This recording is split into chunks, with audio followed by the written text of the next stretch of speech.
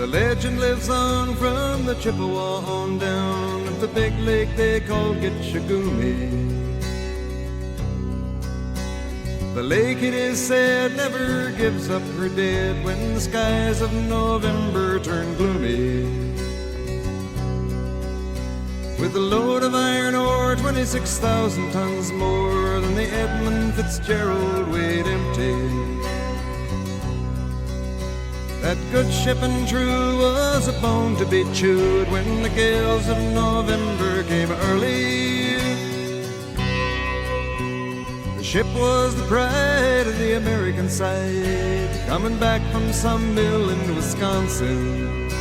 As the big freighters go, it was bigger than most, with a crew and good captain well seasoned, concluding some terms with a couple of steel firms when they left fully loaded for Cleveland.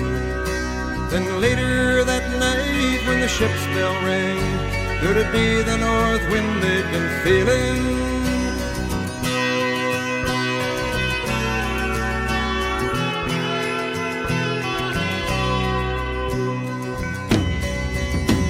The wind in the wires made a tattletale sound, and the wave broke over the railing.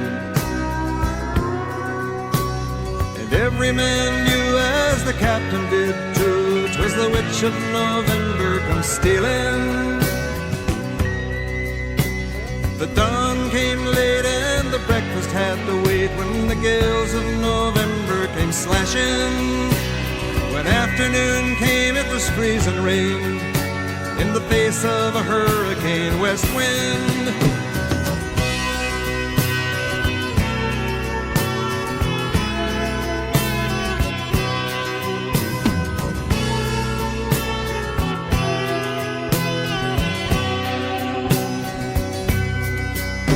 When supper time came, the old cook came on deck saying, "Fellas, it's too rough to feed you."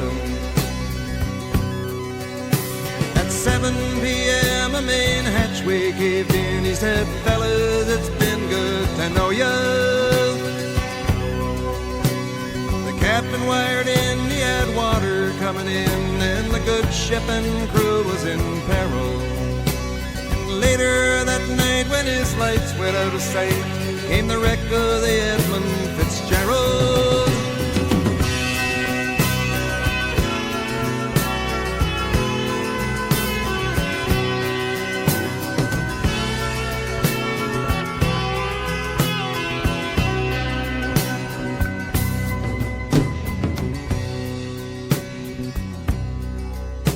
Does anyone know where the love of God goes when the waves turn the minutes to hours?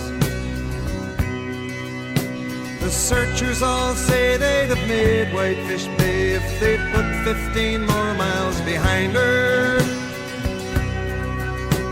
They might have split up or they might have capsized. They may have broke deep and took water. And all that remains is the faces and the names of the wives and the sons and the daughters.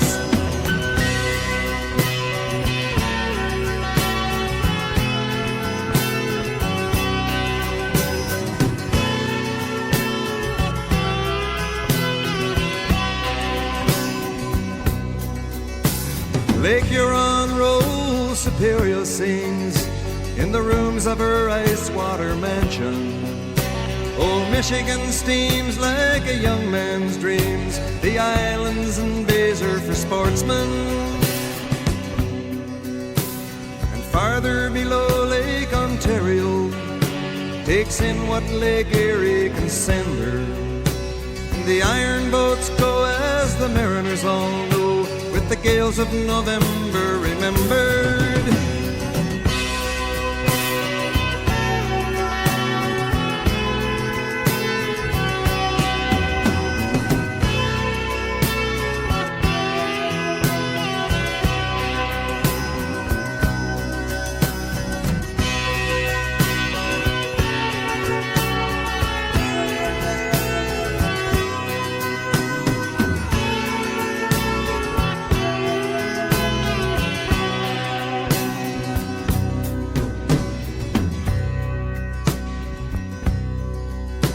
In a musty old hall in Detroit they prayed in the Maritime Sailors Cathedral. The church bell chimed till it rang 29 times for each man on the Edmund Fitzgerald. The legend lives on from the Chippewa on down of the big lake they call Gitchagumi. Superior, they said, never gives up her dead when the gales of November come early.